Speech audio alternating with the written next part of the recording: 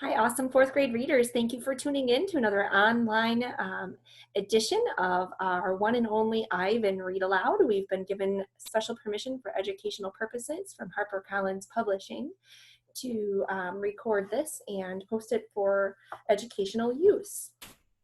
Today we are going to read pages 223 through pages 235. See if we can find out what Mac decides to do. Page 223, phone call. Mac is kicking a trash can across the food court when the phone rings. He answers it, red-faced and sweating. "What the?" he demands. He glares at me. "I don't know what you're..." he starts to say, but then he stops to listen. "Who? Julia who?" "Oh, sure, George's kid. She's the one who called you?" More talking. With the phone to his ear, Mac comes closer to my cage, eyeing me suspiciously. Yeah, he says. He paints. Sure. We've been selling his art for quite a while now." There was another long pause. "Yeah, absolutely. It was my idea." Mac nods. A smile starts at the corners of his mouth. "Photos, no problem. You want to see him in action? Come on down, have a look.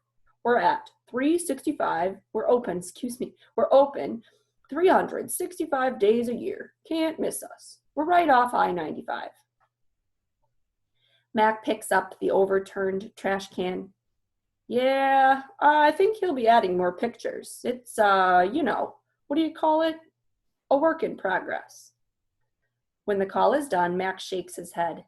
"Impossible," he says. An hour later, a man with a camera comes to take my picture. He's from the local paper, the one Julia called. How about you take one of me with the elephant?" Max suggests.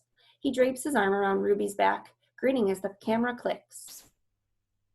"Perfect," the man says. "Perfect," Mac agrees. Make sure you all look at that picture on page 225. That's not how I picture Mac at all, but that's how the author sees him. And then look at Ruby. Look at the expression on her face. She's extremely unhappy. Page 226, a star again. A photo of my billboard is in the newspaper. Mac tapes the story onto my window. Each day, more curious people arrive. They park in the front of the billboard. They point, they shake their heads, they take photos. They come into the mall and they buy my paintings. While visitors watch, I dip my hands in fresh buckets of paint. I make pictures for the gift shop and pictures to add to the billboard. Trees with birds, a newborn elephant with glittering black eyes, a squirrel, a bluebird, a worm. I even paint Bob so he can be on the billboard too. I can tell he likes the picture, although he says I didn't quite capture his distinguished nose. That means like something that's special or unique. Each afternoon, Mac and George add my new pictures to the billboard. People slow their cars while they work. Drivers honk and wave. My gift shop pictures now cost $65 with frame. All right, so it seems like there's been a shift. He's popular again. People are coming. Mac's making money because he's selling the paintings for quite a bit of money. Let's see what happens next. Page 228, the ape artist. I have new names. People call me the ape artist, the primate Picasso. I remember if it starts with the same sound, what kind of figurative language is that?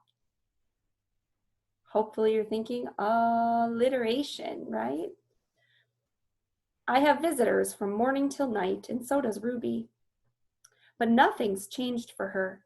Every day at 2, 4, and 7, Ruby plods through the sawdust with Snickers on her back. Every night she has bad dreams. "Bob," I say, after I have soothed Ruby to sleep with a story. "My idea isn't working." Bob opens his eyes. "Be patient." "Tired of being patient," I say. Page 229, interview. This evening, a man and a woman came to interview Mac and also George and Julia. The man has a large and heavy camera perched on his shoulder. He films me as I make my pictures. He films Ruby in her cage, with her foot roped to the bolt in the floor.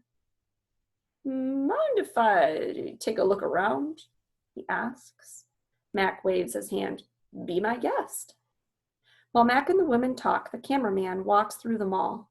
He pans his camera right, left, up, and down. When his eyes fall on the claw stick, he stops. He trains his camera on the gleaming blade. Then he moves on. Page 230, the early news. Mac turns on the TV. We are in the early news at 5 o'clock. Bob says, don't let it go to my head. There we all are, Mac, Ruby, me, George and Julia, the billboard, the mall, the ring, and the claw stick. Page 231, signs on sticks. In the morning, several people gather in the parking lot. They're carrying signs on sticks. The signs have words and pictures on them. One has a drawing of a gorilla cradling a baby elephant. I wish I could read. Do you have predictions? What's happening? Page 232. No page number, but there's signs down there. The signs read, free for Ruby, Ivan and Ruby, elephants are people too, animals need love, we love animals. This chapter is called protesters. A protester is someone who either uses verbal words or written words, like on a sign, to share their opinion. It's usually when they are unhappy about something and they want to make a change. They want to get someone to hear them.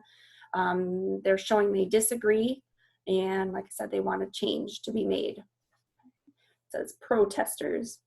More people with signs come today. They want Ruby to be free. Some of them even want Mac to shut down the mall. Page 233. In the evening, George and Mac talk about them. Mac says they're protesting the wrong guy. He says they're going to ruin everything. He says, thanks for nothing, George. George stomps off. Mac stomps off. George, holding his mop, watches him leave. He rubs his eyes. He looks worried. Dad, Julia says, looking up from her homework, you know what my favorite sign was? George asks. Which one? The one that said, elephants are people too. George gives her a tired smile. He goes back to work. His mop moves across the empty food court like a giant brush, painting a picture no one will ever see. Page 234, check marks. A tall man with a clipboard and pencil comes to visit. He says he is here to inspect the property. He doesn't say much more, but he makes many check marks on his paper. He looks at my floor, check. He examines Ruby's hay, check. He eyes our water bowls, check. Mac watches him, scowling. Bob is outside, hiding near the dumpster. He does not want to be a check mark. So this man is possibly inspecting and checking out all these different aspects of that mall, probably linked to some of the other visitors that have already been there and how people are feeling about the conditions of the Big Top Mall. Page 235, Free Ruby. Every day there are more protesters and cameras with bright lights. Sometimes the people carrying signs shout, Free Ruby, Free Ruby. Ivan, Ruby asks, why are those people yelling my name? Are they mad at me? They're mad, I say, but not at you. A week later, the inspecting man comes back with a friend, a woman with smart, dark eyes like my mother's.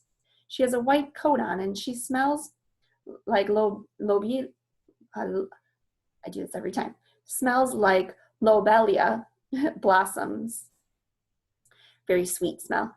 Her hair is thick and brown. the color of a rotten branch teeming with luscious ants.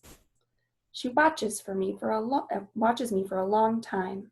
Then she watches Ruby. She talks to the man. They both talk to Mac. The man gives Mac a sheet of paper. Mac covers his face. He goes to his office and he slams the door.